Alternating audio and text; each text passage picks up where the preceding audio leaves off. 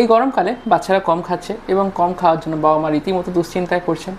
এই গরমকালে কম খাওয়াটা বাচ্চাদের ক্ষেত্রে একদমই ন্যাচারাল। কেন ন্যাচারাল? আজকে আমরা 4 থেকে 5টা কারণ দিয়ে এগুলো এক্সপ্লেন করব। 1 নম্বর, তো যখন আমাদের বডি অনেক খাবার নিচ্ছে এবং সেগুলো ডাইজেস্ট করছে, সেখান থেকে একটা এক্সোথার্মিক রিয়াকশানস হয়, অর্থাৎ হিট জেনারেশন হয়। তো এই গরমে আমাদের বডি চায় না এক্সেস হিট জেনারেট করতে, সেই জন্য 20-30% ফুড এমনিই বাচ্চা কম খাবে। এই গরমের জন্য আমাদের শরীরে গ্রেলিন নামে এক ধরনের হরমোন কম তৈরি হয়। গ্রেলিন কী করে? গ্রেলিন আমাদের খিদে বাড়ায় এবং গ্রেলিন কম হওয়ার জন্য এই সময় বাচ্চাদের খিদেটাও কম থাকে। 3 নম্বর, এই সময়ে যেহেতু শরীরে জলের পরিমাণ একটু কম থাকে বা ডিহাইড্রেটেড থাকে, সেজন্য বেশি করে জল খেতে চায়।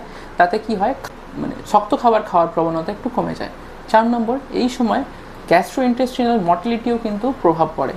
বেশি টেম্পারেচার থাকলে গ্যাস্ট্রোইন্টেস্টিনাল মর্টিলিটি অর্থাৎ খাদ্যনালীর যে ঢেউ, নর্মাল ঢেউ, সেই ঢেউটা কিন্তু ধীরে ধীরে হয়, যার জন্য ধীরে ধীরে খাবারটা প্রোগ্রেস করে, বাচ্চাদের খিদেটাও অনেক স্লাগিশ হয়।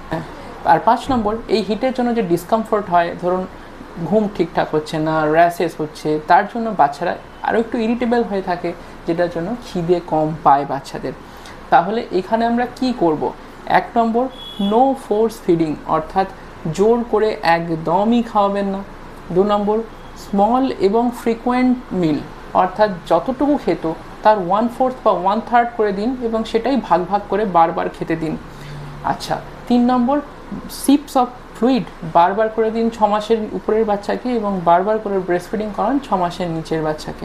যে সময়টা ঠান্ডা থাকছে খাবারটা, সেই সময়টাই অফার করার চেষ্টা করুন, অর্থাৎ সকালের দিকে যদি হেভি মিল দেন এবং সন্ধ্যের পর যদি হেভি মিল দেন, তাহলে সেই ব্যাপারটা কিন্তু অনেকটা ভালো থাকবে, বাচ্চার অ্যাকসেপ্টেবিলিটি অনেকটা ভালো হবে।